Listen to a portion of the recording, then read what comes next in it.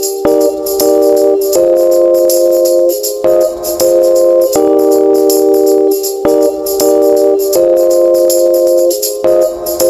guys, welcome to my channel. Today I'm going to share a few guidelines for beginner runner.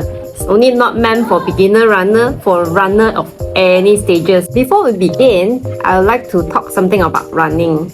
Those days when I was a beginner runner, I was wondering why there's so many things you need to take into concern when you are running. Anyone who knows how to walk will surely know how to run, right? So why you need to know about all this technique, breathing, heart rate, didi-da-da. Now along the way, when I gained more knowledge about running, then only I knew that running is actually a very taxing workout. It's not only involving your leg muscle, it involves your whole body muscle. So your arms, your core, your back, everything has to come into play. Not only that, you have to carry your whole body weight to move forward. And when you hit on the road, every single step you hit on it is equivalent to 2 to 3 times of your body weight. So that's a lot of impact. It is really important to make sure you get the right technique for it. Alright, shall we get started? The beginning of your running journey, the most important thing is your foundation. Get a solid foundation for your running. Your running form is very important. First off, when you run, make sure your body is standing upright. Don't slouch your back. Shoulder has to remain relaxed. Do not strap it up to your neck. I know you feel stressed, but you have to relax your shoulder. Keep your body upright, core tight, and swing your arm back and forward, not sideways. Don't cross the middle line. Now come to the most important part, is your feet landing. The most ideal feet landing for running is landing on your midfoot, not landing on your heel. It's a very common mistake by most runners, including me, by landing on the heel, which we'll name by heel striking. When you are running with heel striking, it will send all the impact directly up to your joint, to your knee, to your hip. So imagine if you are doing a long distance run, how much impact it is. While with midfoot landing, it will help to absorb the impact. While I run, I always use this cue to make sure my feet is land midfoot. Tell myself, my feet has to be always land underneath my body. Also, another way to help you to practice landing on midfoot, start by jogging on the spot. Make sure your step is soft. Keep it relaxed. Once you get the hang of it, slowly move forward. I always emphasize slow. Speed is not a matter here, guys. So start slow. When you get the foundation right, the speed will come.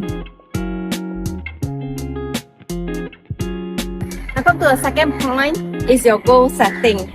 There must be a certain goal when you start running. You might want to lose weight, you want to join a 21k race, a 10k race. Any of this doesn't matter. The only goal you need to achieve as a beginner runner is a 30 minutes run goal. So what is this 30 minutes run goal? You have to run 30 minutes non-stop. If you walk halfway, that's considered fail. So you might be getting a little bit pressure here. How am I supposed to run 30 minutes non-stop? Don't worry, you can start with a walk, run approach. When you gain the aerobic fitness, you can gradually extend your running time more and more to 30 minutes. This 30 minutes goal will help you to build your basic endurance for your future running journey. And it also strengthens the necessary muscle for running. So whatever the reason you are to start running, you just need to achieve this 30 minutes run goal. Now let's talk about breathing technique during your run. As we all know, running is an aerobic exercise, which means it needs a good amount of oxygen for you to perform. There are breathing techniques that could help to get more oxygen to your muscle. Let's start with the way of breathing. Some runners prefer to use their nose to breathe in and out, and some may choose to use their mouth to do inhalation and exhalation. For me, I prefer to inhale through my nose and exhale through my mouth. Any method will be fine as long as you are breathing into your stomach slow and deep. What I mean by that, when you breathe in, direct all the air into your stomach. So you feel your stomach expand, not your chest raising up. When you exhale, Push all the air out by contracting your core, and you feel your stomach collapse inward. That's why it's so important to maintain your position upright when you run, so that your air could flow in and out smoothly. Sounds a little bit complicated. You just need a little bit more practice and you will get there. Next is your breathing rhythm. I didn't mean beatboxing here. There are different kinds of breathing rhythms. You inhale for 6 counts, exhale for 4 counts. Inhale for 4 counts, exhale for 2 counts. You just need to go for a try and error to see which suits you the most. For me, I personally prefer inhale for 3 counts and exhale for 2 while I'm doing fast run. For easy pace jog, I'll do inhale for 6 counts and exhale for 4. Now let's talk about cadence. Cadence is the measure of steps per minute while you run. SPM as short. The higher your cadence, faster your speed and lesser injuries. If you search online for cadence, there's this optimal range of 170 to 180 SPM. Since it's an optimal range, you will be thinking, I need to achieve this range to have a good performance in my run.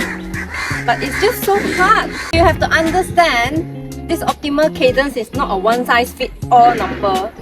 Two runners with the same speed might have a very different cadence. It's better to improve your own current cadence by not more than 5% each time rather than chasing this optimal cadence range. To achieve a high cadence, you need to shorten your stride length. A shorter stride length will reduce the risk of injury. When you run with a shorter stride length, it will increase your legs turnover rate and reduces the ground contact time. And in result, you will lessen the impacts on your joints. To run with a shorter stride length, you will eventually land on your midfoot.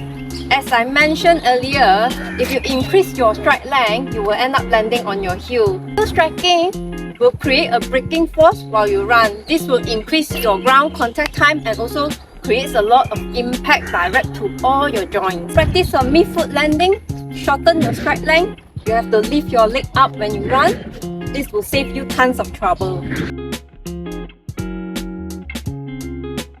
Warm-up and cool-down are important for any kind of sport, but are the most neglected. Think of warming up before a run just like getting your car ready for a road trip. You wouldn't just slam the gas pedal as soon as you start the engine, right? Or maybe some of you might do so. Not sure about your car engine could last long or not. Similarly, warming up helps to increase blood flow to your muscles, loosen up your joints and get your heart pump a little faster. All of which helps to prevent injuries and improve your performance during your run. Some runners might choose a 5 to 10 minute slow jog as warm-up. But if you are just like me, you want to speed up once you hit the pavement, I will suggest you to do these few simple warm-up exercises. Leg swing front and back, 10 times each leg. Swing leg sideways, also 10 times for each leg. Now this move is a little bit tricky. Go as slow as you can. It's really good to mobilize the hip. High knee 30 seconds. It pumps up your heart rate and you are ready to go. Now you just finished your run. Your body temperature and your heart rate are all hyped up like you just attended a rock concert. Don't just go sit down straight away. You need cool down. Cooling down helps gradually bringing your body temperature and your heart rate back to baseline, preventing dizziness, fainting, or the feeling like you're going to melt into a puddle. Also give a chance for your body to ease out of beast mode, help to reduce soreness and injury later on. Go for a 5 to 10 minutes cool down. Run at a pace half of your training. After all this cool down, it's time for your stretch.